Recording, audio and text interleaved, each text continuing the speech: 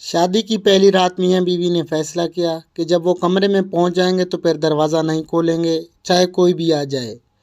ابھی دروازہ بند ہوئے تھوڑی ہی دیر ہوئی تھی کہ دلہے کے والدین کمرے کے باہر پہنچے تاکہ اپنے بیٹے اور بہو کو نیک تمناؤں اور رات بھری زندگی کی دعائیں دے سکیں۔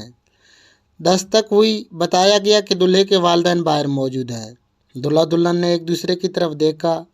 باوجود اس کے کہ دلہا دروازہ کھولنا چاہتا تھا، اس نے اپنے فیصلے کو مد نظر رکھا اور دروازہ نہیں کھولا۔ والدین ناکام واپس لوٹ گئے۔ ابھی کچھ دیر ہی گزری تھی کہ دلہن کے والدین بھی دلہا کے گھر جا پہنچے تاکہ اپنے بیٹے اور داماد کو اپنی نیک خواہشات پہنچا سکیں اور انہیں سکھی زندگی کی دعائیں دے سکیں۔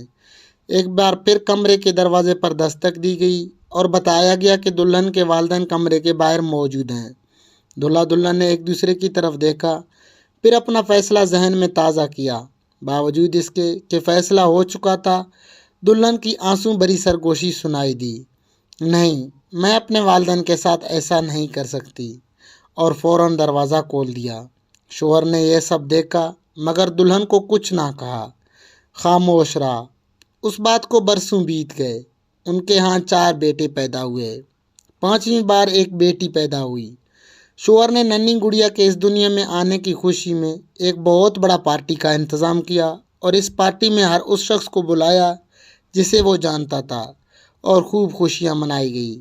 اس رات بیوی نے اپنے شوہر سے پوچھا کہ آخر کیا وجہ ہے کہ آپ نے اتنی بڑی پارٹی کا اہتمام کیا ہے جبکہ اس سے پہلے 4 بچوں کی پیدائش پر ہم نے یہ سب کچھ نہیں کیا۔ شوہر مسکرایا اور بولا، یہ وہ ہے جو میرے لیے دروازہ کھولے گی۔ بیٹیاں ہمیشہ قیمتی ہوتی ہیں۔